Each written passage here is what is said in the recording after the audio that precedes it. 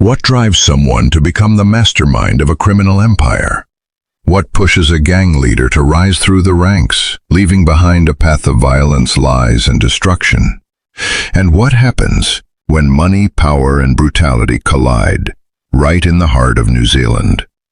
Today we're taking a deep dive into the story of one of New Zealand's most feared and secretive gangs, the Headhunters. This isn't just about street fights or shady drug deals. It's a look inside an organization built on intimidation, influence, and absolute control. At the top were men whose names still send chills down people's spines. Think you know the story? The truth is darker than you might imagine. Let's start with Wayne Doyle, the original leader of the gang's East chapter. For years, he quietly ran the operation. No flashy headlines, no social media drama, just a calm, calculated kingpin who turned the gang into a powerful criminal network.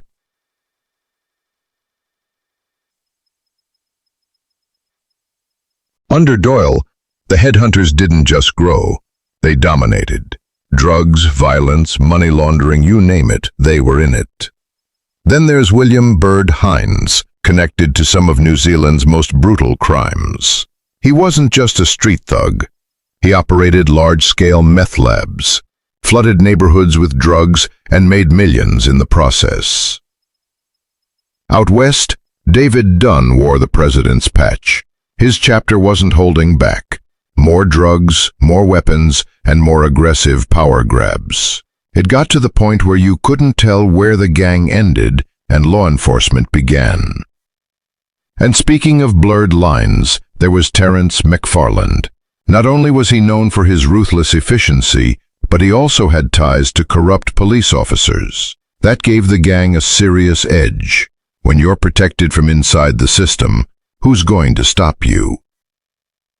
In Wellington, Gavin Johnston made his mark too. His legacy is still debated, but there's no denying he played a major role in helping the Headhunters expand their influence across the country. These men weren't just bikers picking fights. They built a sophisticated criminal empire that operated across cities, hid behind legitimate businesses, and ran like a corporation. Every act of violence, every deal, every dollar, it was all part of a much bigger plan. And here's where things get truly chilling. Their power extended beyond the streets. They had influence in the very systems meant to protect the public, police, politics, and beyond. This wasn't just luck or chaos. It was calculated, built on planning, protection, and serious connections. Some of their biggest crimes didn't go unnoticed. They were quietly ignored. Why? Because the gang had friends in high places. Money talks. And when you know how to clean it, hide it, and make it look legit, you're already winning. These men weren't just gangsters. They were businessmen, CEOs of an underground empire. While the public focused on street violence and headlines, the Headhunters were building something much bigger, hidden in plain sight. Wayne Doyle's rise to power wasn't about brute force. It was strategy. As the founder of the East chapter, he transformed it from a gang hangout into the control center of a national criminal operation. He kept a low profile, but everything ran through him: drugs, violence, and turf wars. Eventually, the scale of his operation couldn't be ignored. The Auckland High Court hit Doyle with a major legal blow, ordering him to surrender nearly $15 million in assets, including homes, luxury cars, and the gang's infamous headquarters at 232 Marua Road, Mount Wellington. This wasn't just a clubhouse. It had a gym, a pool, and hosted everything from gang meetings to parties. It was part clubhouse, part fortress, and part training center. What police found there revealed just how far the Headhunters had come. This wasn't a gang scraping by. It was a full-blown criminal empire disguised as a lifestyle brand. And for a long time, it worked. But now cracks are starting to show. Doyle's fall is just one chapter in a much bigger story. Police didn't just seize property. They froze bank accounts, took wads of cash, and confiscated high-end cars, all tied to Doyle and his crew. His influence wasn't just about street-level muscle. It reached into the world of shell companies, legal trusts, and hidden financial systems. These weren't just ways to stash money. They were designed to protect it, keep it flowing, and keep the law guessing. Through it all, Doyle remained in control. Quietly, but unquestionably. He owned businesses, managed real estate, and moved money like a pro. Everyone knew he was in charge, but somehow, he always stayed one step removed. Hard to pin down, even harder to stop. But here's the strange part. Wayne Doyle never admitted to a thing. Despite years of investigations, stacks of police reports, and overwhelming evidence, Doyle stuck to his story. He wasn't in charge, wasn't involved. Just an ordinary guy, supposedly.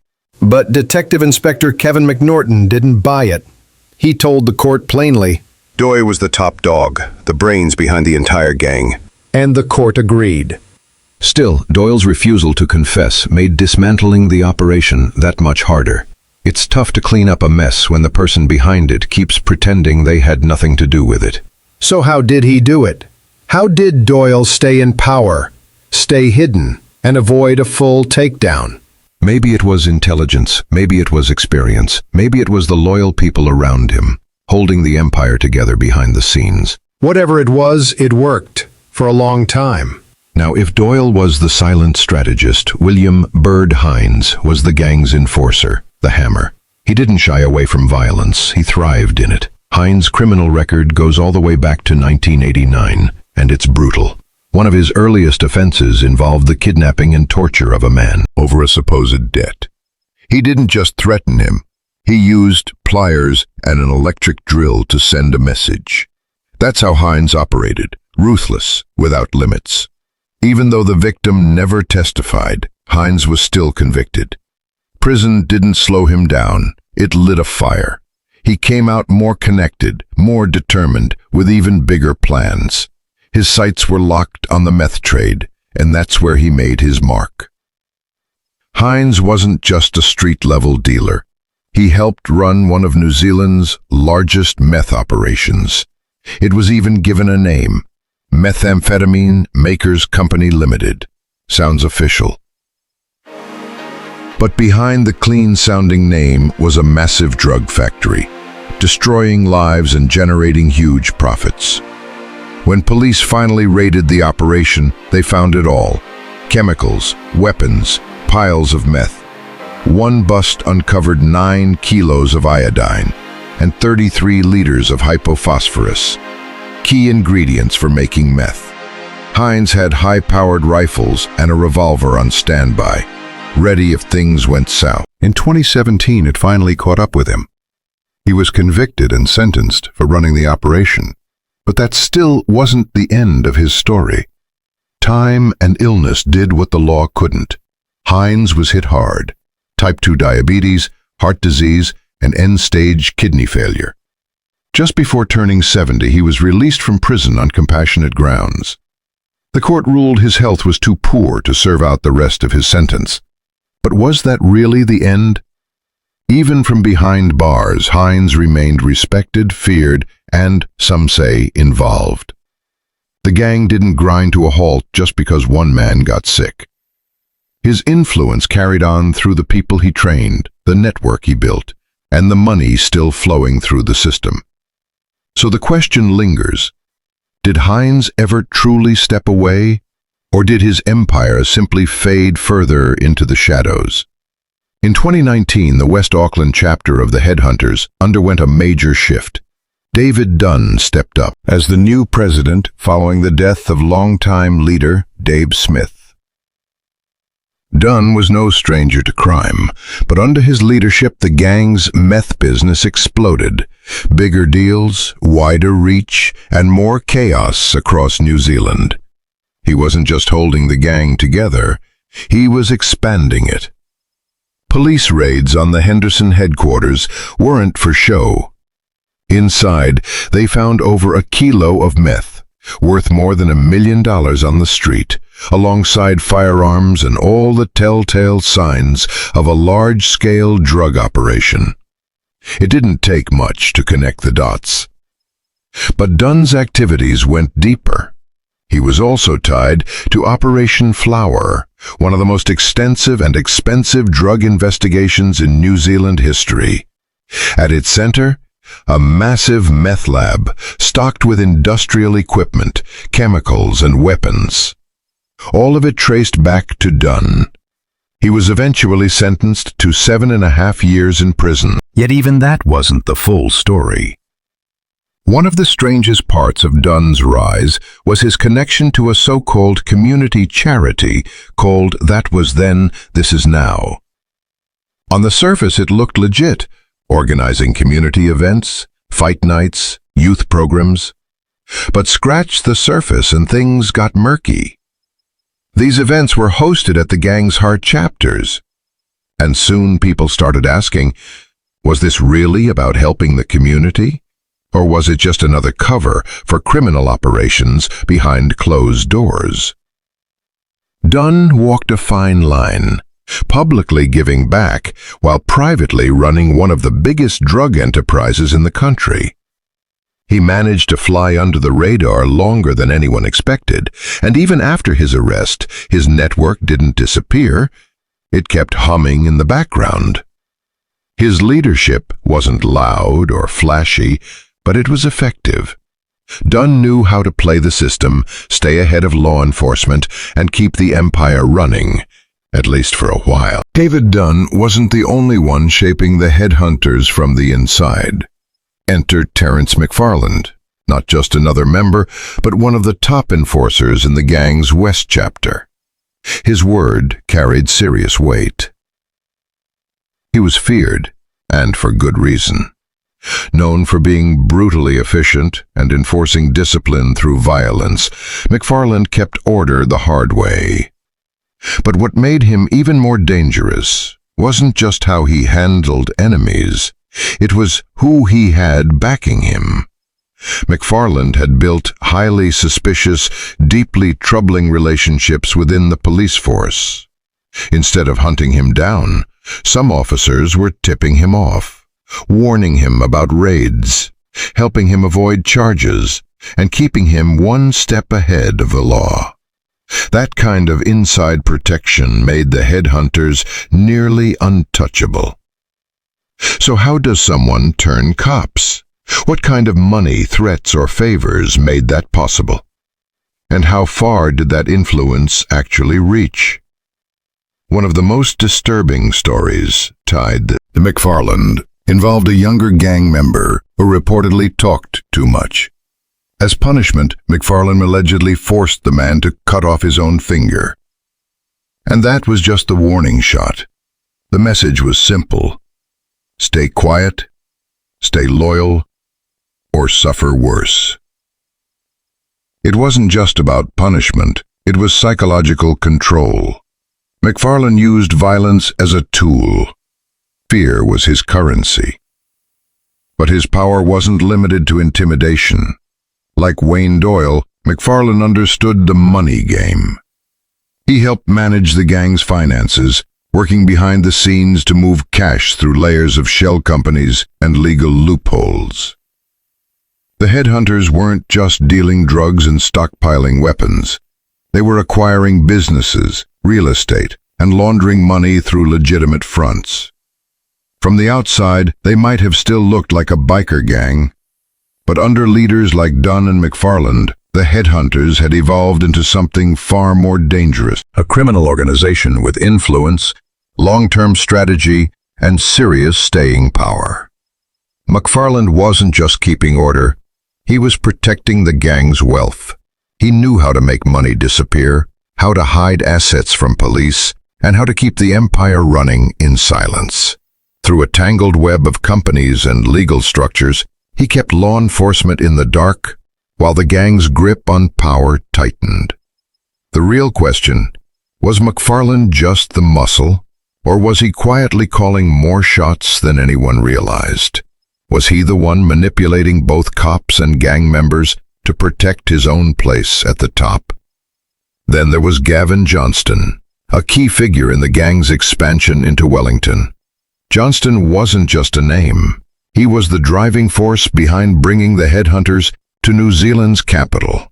And under his leadership, the Wellington chapter quickly became a powerful arm of the national operation. It began in 2012, when Johnston helped establish the gang's presence in the city.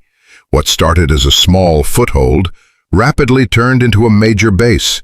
His chapter grew bold, aggressive, and deeply entrenched in the drug trade. Meth, ecstasy, cannabis, you name it. And they weren't exactly keeping things low-key. Weapons were part of the package, ready to defend territory at any moment. The police eventually struck back with coordinated raids. They found everything: drugs, firearms, stacks of cash. It became clear this wasn't a local street crew. It was part of a national syndicate. And Johnston was a major player in that expansion. But his story ended suddenly. In 2015, Johnston died at just 41. His death closed a chapter in the gang's growth, but it didn't erase what he'd built. The structures he helped create and the chaos they unleashed outlived him. Inside the gang, some saw him as a respected leader. Others, and especially law enforcement, viewed him as proof of just how far the headhunters had come and how dangerous they had become. The deeper you dig into the lives of these men, the darker the story gets. These weren't random acts of violence or spontaneous crimes. Every beating, every shipment, every bribe, it was all deliberate. Calculated moves in a high-stakes game where power was the end goal and no line was too far to cross. Wayne Doyle's empire wasn't built overnight. It took years of silent planning, setting up financial cover, legal smokescreens, and a tight network of loyal enforcers. His influence spread quietly but deeply, seeping into places the public never saw. But the damage wasn't just financial. It was personal. People were hurt, families destroyed, communities torn apart. William Bird Hines, on the other hand, wasn't just about power. He wanted fear. His crimes weren't just violent, they were sadistic. Torture, manipulation, drug distribution. He treated people like pawns in his criminal game. Psychological warfare was his specialty. And yet in the end, it wasn't the police or his enemies that brought him down. It was his own body. Diabetes, heart failure, kidney disease. His health did what no one else could. Even after he was released from prison on compassionate grounds, the fear he left behind never fully faded. David Dunn, meanwhile, drove the West Auckland chapter into overdrive. Under his leadership, meth poured into the streets, and the gang's control only grew stronger. He ruled with discipline and violence, making it very clear who was in charge. The raid on his headquarters didn't just show how far the gang had gone. It showed how deeply entrenched they were. Dunn wasn't just selling drugs. He was building a machine, and when it all came crashing down, the scale of it was impossible to ignore. Terrence McFarland enforced loyalty with pain. He made examples of those who stepped out of line, like the horrifying incident where a man was forced to cut off his own finger. That wasn't just punishment. It was a warning to everyone. Fear was McFarland's weapon, and he used it without hesitation. And then there was Johnston, whose leadership turned Wellington into a new stronghold. His chapter helped the gang spread across the country. His death ended his personal chapter, but the system he helped build kept running, its roots already deep in New Zealand's criminal world. Together, these men shaped the headhunters into more than just a gang. They built an empire, ruthless, strategic, and far-reaching. And the real question now is, Can something like that ever really be torn down? The raid on Johnston's facilities exposed the true scale of the headhunters' operations, an empire deeply woven into the fabric of society. And yet, even after his death, one question remained: how much of their influence was still intact? Had the fall of these key figures really dismantled the network, or had it simply gone deeper underground? Because this story isn't just about a gang, it's about power, about influence, about how crime can slip its way into institutions meant to protect us.